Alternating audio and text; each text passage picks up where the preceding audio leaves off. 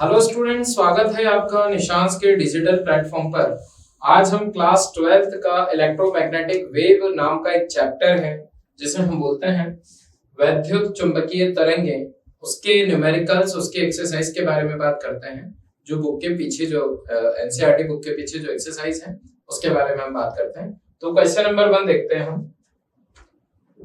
एक डायग्राम दिया है जिसमें दो सर्कुलर प्लेट्स है, हर एक की रेडियस कितनी है 12 सेंटीमीटर, एक दूसरे से 5 सेंटीमीटर के डिस्टेंस में है। कैपेसिटर जो है चार्ज्ड है by an external source.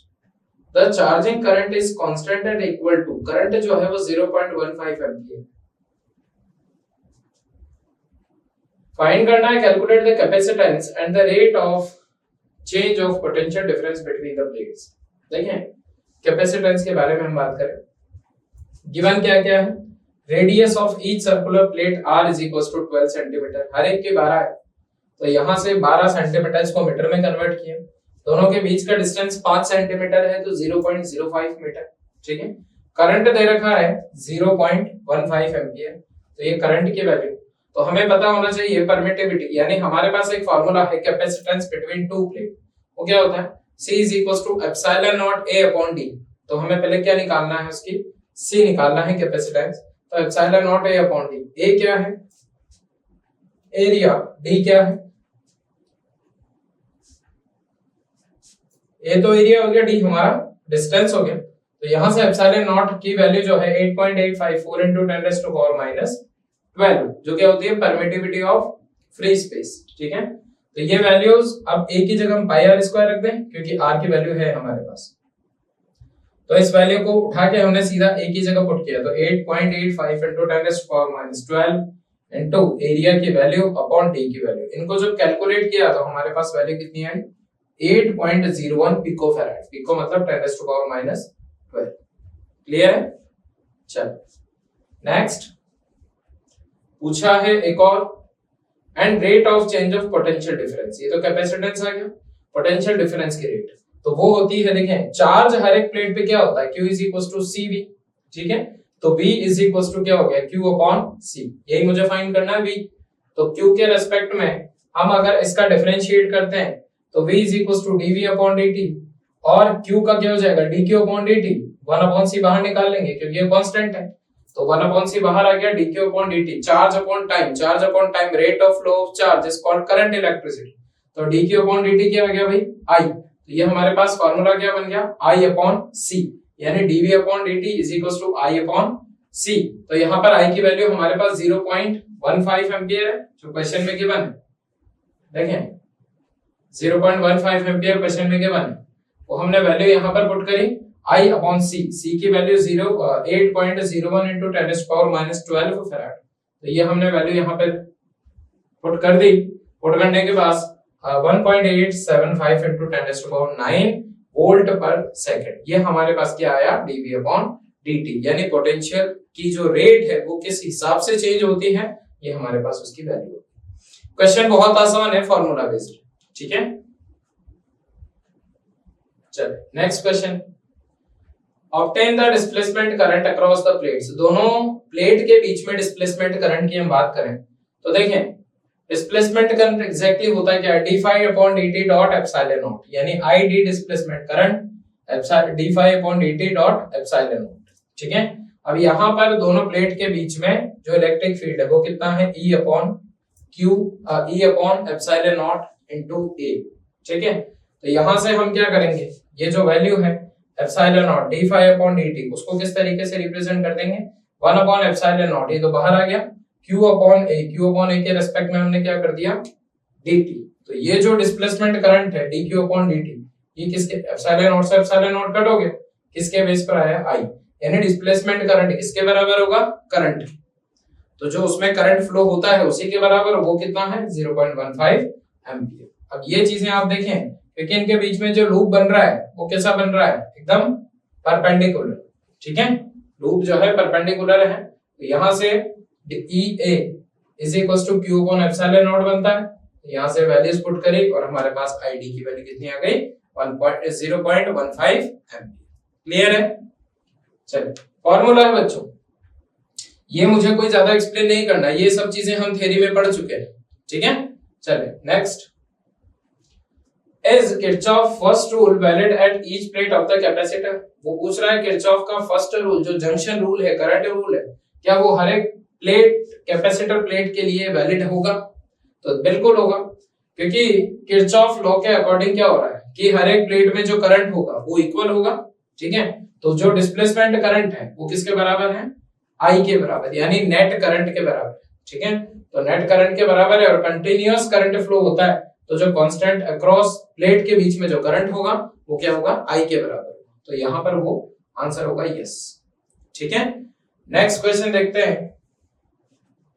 A parallel plate capacitor made of circular plate each of radius 6 cm, इनकी जो रेडियस है 6 cm है, has a capacitance C is equals to 100 picofarad.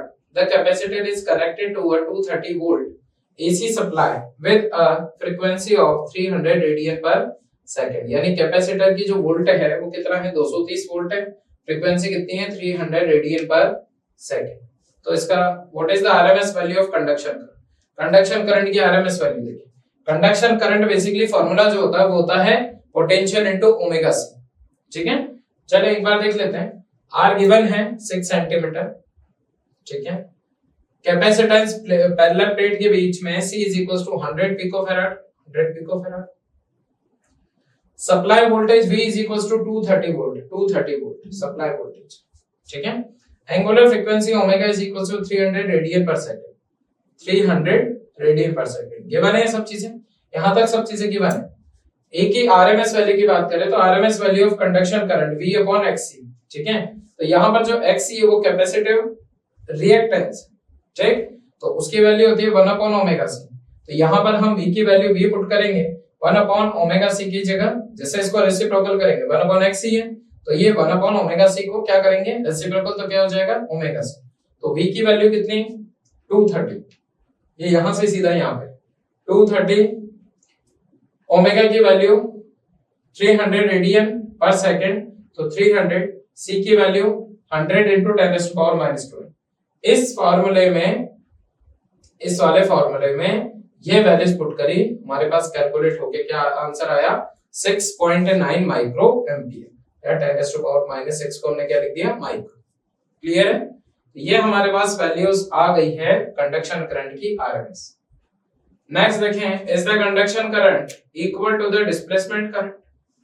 उसने पूछा है कि जो कंडक्शन करंट है क्या वो डिस्प्लेसमेंट करंट के बराबर है? बिल्कुल है, जो हम पहले देख चुके हैं। I is equals to ID, तो कंडक्शन करंट उसी के बराबर है। नेक्स्ट देखें, determine the amplitude of B at a point 3 centimetre from the axis between the plates. तो हमारे पास जो B का एम्पलीट्यूड है, मैग्नेटिक फील्ड का जो एम्पलीट्यूड है, B is equals to mu naught R upon 2 pi capital R square into I naught। तो mu naught हमारे पास क्या है? फ्री स्पेस परमिएबिलिटी, ठीक है। एप्सिलॉन नॉट क्या था? परमिटिविटी, ये क्या है? परमिएबिलिटी। उसकी वैल्यू होती है 4 pi into 10⁻⁻7। आई नोट जो है maximum current of maximum value of current, वो कितनी है? ये आई रूट में नहीं है भाई, ये आई रूट में नहीं है, यानी i root 2। I is equals to क्या? I not is equals to i root 2, ठीक है। ये प्रीवियस चैप्टर में भी था फॉर्मूला, जो हमने लास्ट वीडियो में न्यूमेरिकल डिस्कस किए थे उस टाइम। और आर जो है स्मॉल आर, वो डिस्टेंस बिटवीन द प्लेट्स है, यानी प्लेट के बीच का डिस्टेंस है। कितना दे रखा है? 3 सेंटीमीटर। उसको हमने कन्वर्ट कर दिया मीटर में, 0.03 मीटर। यहाँ पे हम ये सारी वैल्यूज उठा के इस फॉर्मूले में पुट करते हैं, और आर की वैल्यू दे रखी है कितनी? 0.06। क्वेश्चन में देखें, ये देखिए R is equal to 6 centimetre यानी 0.06, ठीक है। देखिए तो 4 pi into 10⁻⁻7 म्यू नॉट की value into R small R 0.03 into I root 2, तो आई की वैल्यू 6.9 into 10⁻⁻6, रूट 2 की जगह रूट 2 अपॉन 2 pi की जगह 2 pi और कैपिटल आर की जगह 0.06 का होल स्क्वायर। यहां से ये वैल्यू कट हुई, उसके बाद कितना आया? 1.63 into 10⁻11 टेस्ला, ठीक है। हम चाहे तो इसे 12 भी कन्वर्ट कर सकते हैं, लेकिन डेसिमल शिफ्ट होगा तो उससे कोई मतलब है नहीं। 1.63 into 10⁻11 टेस्ला। यहाँ पे हमारे पास सारा न्यूमेरिकल सॉल्व है, कैलकुलेशन क्लियर। बस हमें फार्मूला ध्यान रखना कुछ, ठीक है। चलो नेक्स्ट क्वेश्चन देखें. What physical quantity is the same for X-rays of wavelength 10 to the power minus 10 meter, red light of wavelength 6800 angstrom and radio wave of wavelength 500 meter. ये पूछ रहा है कि क्या फिजिकल क्वांटिटी सेम होगी, wavelength की इतनी लेंथ है और रेड लाइट की ये वेवलेंथ है, रेडियो वेव की इतनी. तो देखें, the speed of electromagnetic wave in vacuum is fixed and is equals to 3 into 10 to the power 8 meter per second. Since all the three waves are electromagnetic in nature, so their speed in vacuum remains same. वो ऐसा parameter पूछ रहा है कि ऐसा कौन सा parameter है जो तीनों के लिए बराबर होगा. तो हम तीनों के लिए जो बराबर है वो c यानी स्पीड ऑफ लाइट जो वैक्यूम में कितनी होती है 3 into 10 to the power 8 metre पर सेकंड, जो इलेक्ट्रोमैग्नेटिक वेव के लिए भी होती है. और ये जो तीनों वेव्स हैं ये क्या है, इलेक्ट्रोमैग्नेटिक वेव. तो जब तीनों इलेक्ट्रोमैग्नेटिक वेव हैं तो वो किसके बराबर होगी, स्पीड ऑफ लाइट के बराबर होगी. ठीक है, चलिए next question. A plane electromagnetic wave travels in vacuum along z direction. What can you say about the direction of electric and magnetic field vector if the frequency of the wave is 30 megahertz? What is its wavelength? Wavelength की बात कर रहा है. Wavelength is equals to c upon v. ठीक है, c upon v नहीं, c upon nu. Sorry, c upon nu. Nu मतलब frequency. Frequency of the wave ये यहाँ पर nu है बच्चों, nu. ठीक है,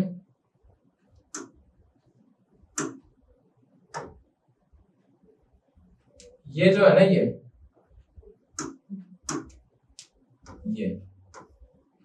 है न्यू, ये यहां पर भी है न्यू. ठीक है, तो nu is equals to 330 megahertz. Mega को 10 to the power 6 वहां से कन्वर्ट कर दिया. स्पीड ऑफ लाइट जो है 3 into 10 to the power 8 metre पर second. Wavelength of a wave is given as lambda is equals to c upon nu. c की value put करी, न्यू की वैल्यू पुट करी, हमारे पास वेवलेंथ कितनी आ गई, 10 मीटर. क्लियर है क्या? चलिए नेक्स्ट क्वेश्चन की तरफ चलते हैं. A radio can tune into any section, any station in the 7.5 megahertz of 12 megahertz. ठीक है, दो उसने फ्रीक्वेंसी गिवन है. क्वेश्चन देखते हैं, क्वेश्चन नंबर 5.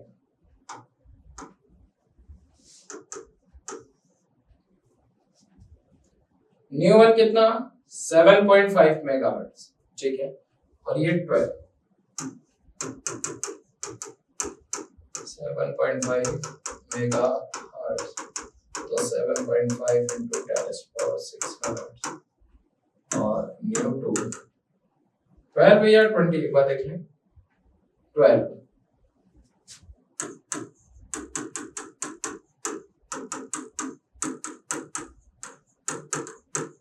और क्या गिवन है, c की वैल्यू लिख देते हैं हम.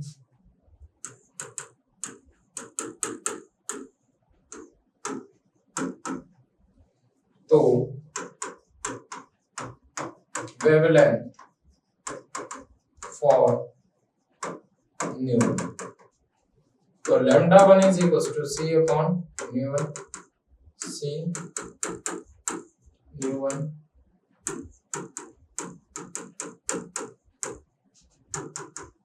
आ जाएगा 40 मीटर. एक तो ये, ठीक है, फिर है wavelength for new c upon nu. c की value 3 into 10 to the power 8, new 2 की value 12 into 10 to the power 6. ये कितना हो जाएगा 25 metre.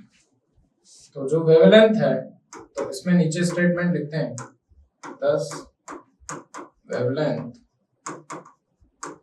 Band of radio. Radio है ना, what is the corresponding wavelength band radio station, radio station is 40 meter to 25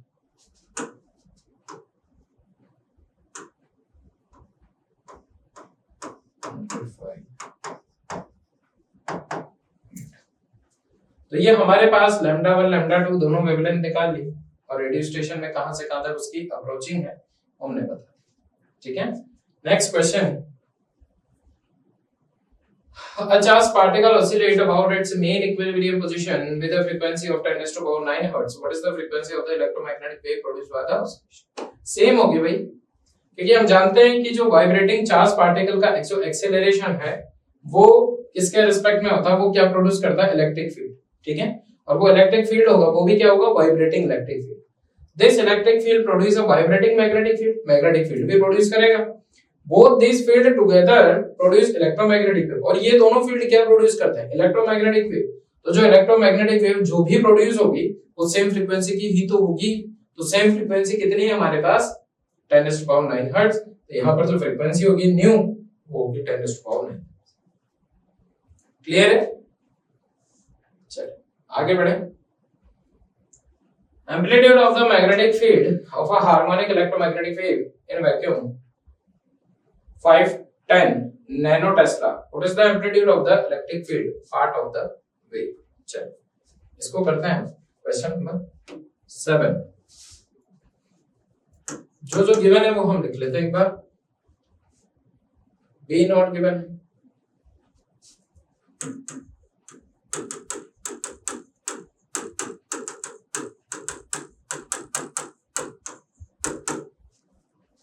उसके बाद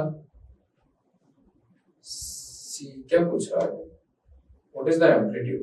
ठीक है,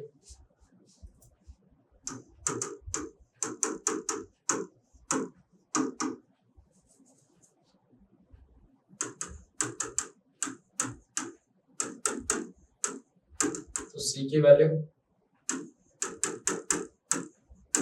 बी नॉट। ठीक है,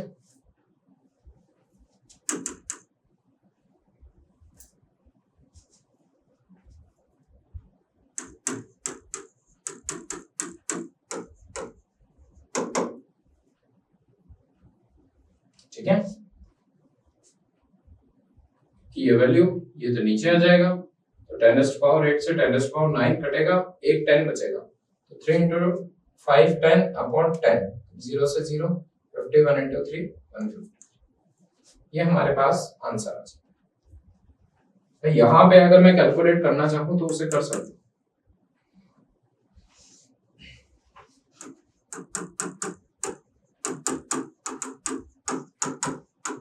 देखिए ये तो पूरा खत्म, एक 10 बचा, 10 से ये 10, यहाँ से ये हमने ये वैल्यू पुट कर दी सीधी, यानी 153 न्यूटन पर कूलम। ठीक है, अब हम नेक्स्ट क्वेश्चन देखते हैं, 8th number question. 8th number question की मैं बात करूंगा तो suppose that the electric field amplitude of an electromagnetic wave is E naught 120 nano Newton per coulomb and that is frequency nu।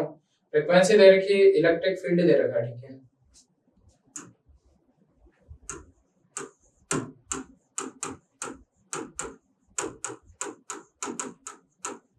Electric field और frequency, तो ई not. ठीक है, ई not क्या दे रखा है, 120 n/c।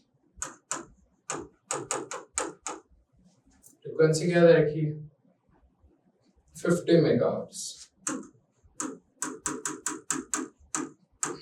ठीक है, तो मेगा को मेगा या micro,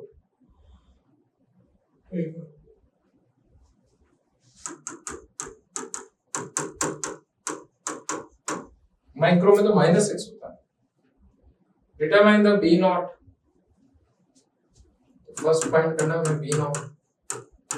B naught is equal to होता है ए नॉट अपॉन सी, क्योंकि A naught is equal to C B naught. A naught कितना, सी कितना। ठीक है,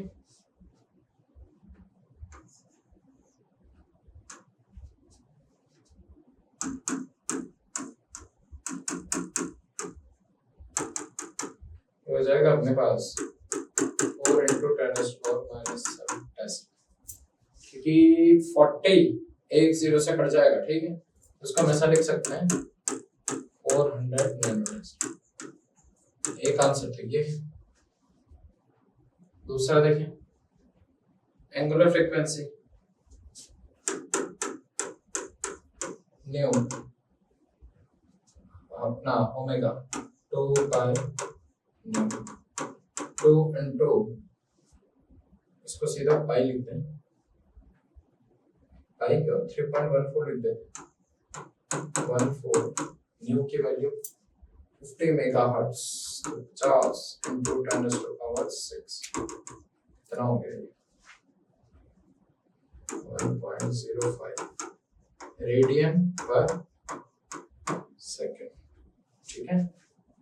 नेक्स्ट है के क्या है भाई, प्रोपेगेशन कांस्टेंट।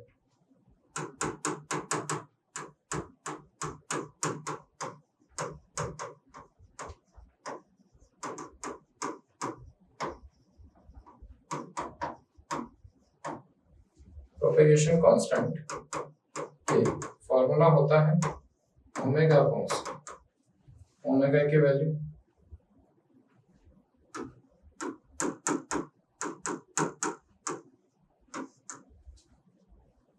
एक मिनट बच्चों, 2 पाई न्यू जो है ये थोड़ा सा गड़बड़ है, 5 3 जा 15,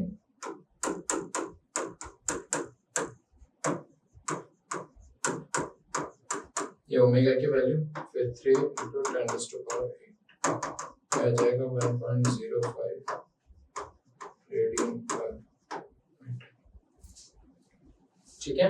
ये हमारा थर्ड प्रोपेगेशन कांस्टेंट। फोर्थ क्या पूछ रहा है, lambda. Lambda is equal to C upon B,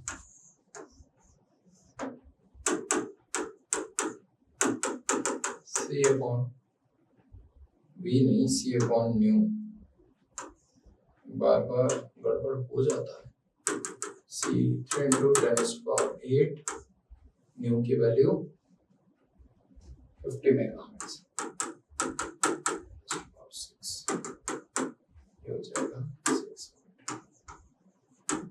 ये हमारे पास 8th क्वेश्चन के चारों पार्ट आ चुके हैं।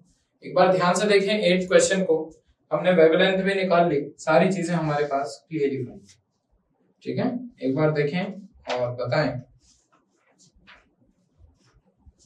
क्योंकि ये सारे फार्मूला बेस्ड है, प्रोपेगेशन कांस्टेंट वगैरह, और ये यहाँ से सब चीजें हैं। यहाँ तक हमारा फोर्थ है, ये हमारा थर्ड है, ये हमारा सेकंड है, और ये हमारा फर्स्ट, ठीक है।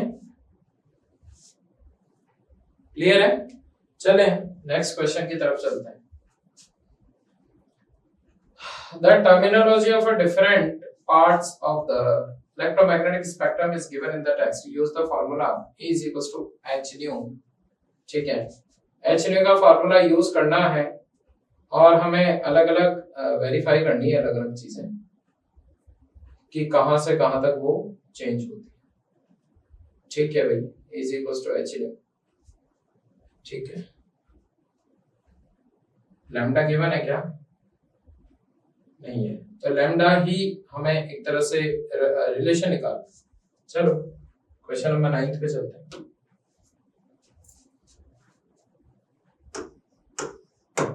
हमारे पास जो फॉर्मूला है वो E है, E is equals to h nu, उसमें दे रखा है, तो hc अपॉन लैम्डा, तो हम ये रिलेशन hc अपॉन लैम्डा से निकाल सकते हैं। तो hc अपॉन लैम्डा, तो E is equals to h की वैल्यू कितनी है, Planck constant 6.6 into 10⁻⁻34 into c की वैल्यू 3 into 10⁸ अपॉन लैम्डा, ठीक है। अब हम क्या करते हैं, इनको मल्टीप्लाई करते हैं, तो E is equals to 6 3 19.8, 18 plus 1 19 into 10⁻34 से 8 गए तो -26 जूल अपॉन लैम्डा, ठीक है। इसको अगर मैं इलेक्ट्रो वोल्ट में कन्वर्ट करूं तो 19.8 into 10⁻⁻26 upon lambda into divide कर देंगे 10 to power minus 19 electron volt. ठीक है, तो E इज इक्वल टू, इसको जब कैलकुलेट करेंगे तो हमारे पास 12.375 into 10 to power minus 7 upon lambda की जगह लैम्डा इलेक्ट्रॉन वोल्ट। अब यहां से हमें एक रिलेशन बताना है E और लैम्डा का, तो हम यहाँ पर E और लैम्डा का रिलेशन, लैम्डा जो है मीटर में है और E जो है वो इलेक्ट्रॉन वोल्ट। अब देखिए, अगर लैम्डा में 10 टू पावर 3 पुट करता हूं, लैम्डा 10 टू पावर 3 पुट करता हूं तो वैल्यू आ जाएगी 12.375 इंटू, अब ये 3 है तो ऊपर जाके 10 to power minus 7 minus 3 minus 10। ठीक है, इसी तरीके से लैम्डा की वैल्यू अगर मैं 1 पुट करता हूं, 1 पुट करता हूं तब तो वही रहेगी, उसमें कोई चेंजेस होगा ही नहीं। 375 into 10 to power minus 7,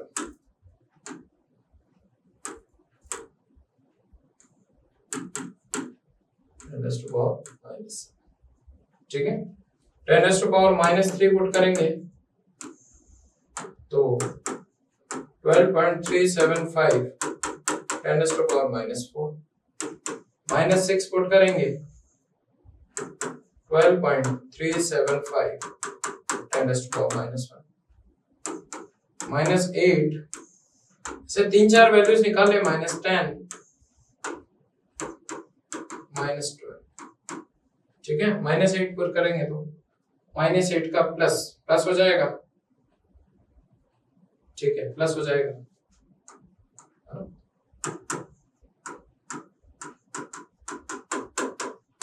10 to power 1, 10 to power 10 का 7 से 3। ठीक है, फिर इस तरीके से हम इनका रिलेशन निकाल सकते हैं। और वो ये पूछ रहा है कि E is equal to Hd formula based, आपको इलेक्ट्रॉन वोल्ट की फॉर्म में क्या निकालना है। ठीक है, क्वेश्चन यही तो दे रखा है, तो आपको इलेक्ट्रॉन वोल्ट की पोटेंशियल एनर्जी की फॉर्म में अलग अलग इलेक्ट्रोमैग्नेटिक स्पेक्ट्रम फाइंड करना है, जो हमारे पास ये। ठीक है, एक बार देखिए क्वेश्चन को, हमने किया कुछ नहीं है, हमने बस वही चीजें हैं जो हमारे सामने थी, उन्हीं चीजों को हमने ध्यान से पढ़ा, उन्हीं को हमने ध्यान से समझा है, बस इतना सा है। क्योंकि यहाँ पर अगर हमारे पास ये यहाँ पर सारी, और आगे भी बढ़ते जाएंगे तब भी क्या होगा, चलता जाएगा वो, यहाँ वैल्यूज पुट करते जाएंगे, लैम्डा और E की वैल्यू निकलती जाएगी। क्लियर है, चलिए नेक्स्ट क्वेश्चन देखते हैं। In a plane electromagnetic wave, the electric field oscillate sinusoidally at a frequency of 2 into 10 to the power 10 hertz at amplitude 48 volt per meter. What is the wavelength of the wave? चले question number 10।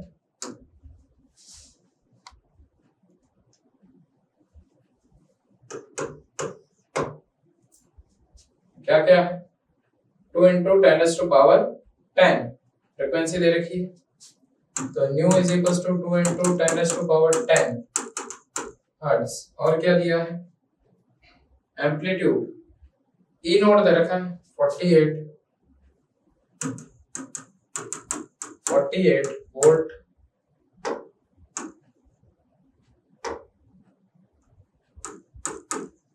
तो C भी लिखना है, और कुछ दिया क्या है, नहीं दिया। लैम्डा पूछा है, lambda is equal to C upon nu, 3 into 10 to the power 8, nu की value 2 into 10 to the power 10, कितना हो जाएगा 0.015, ये फर्स्ट आंसर। सेकंड देखें, what is the amplitude of the oscillating magnetic field. अरे ये तो बड़ा आसान है, हमें पता है E not is equal to B not into C, तो हमें निकालना क्या है B नॉट, तो E नॉट अपॉन C, तो 48 अपॉन C की value 10 into 10 to the power 8, कितना हो जाएगा -7 टेस्ला। ये हमारे पास सेकंड हो गया। थर्ड क्वेश्चन की मैं बात करूं, थर्ड क्वेश्चन जो है देखें, थर्ड क्वेश्चन देखते हैं। Show that the average density energy density electric field equals to the average energy density of the magnetic field. यानी energy density U, electric field U E बराबर U भी मुझे prove करना है। चलो करते हैं। देखें एनर्जी डेंसिटी,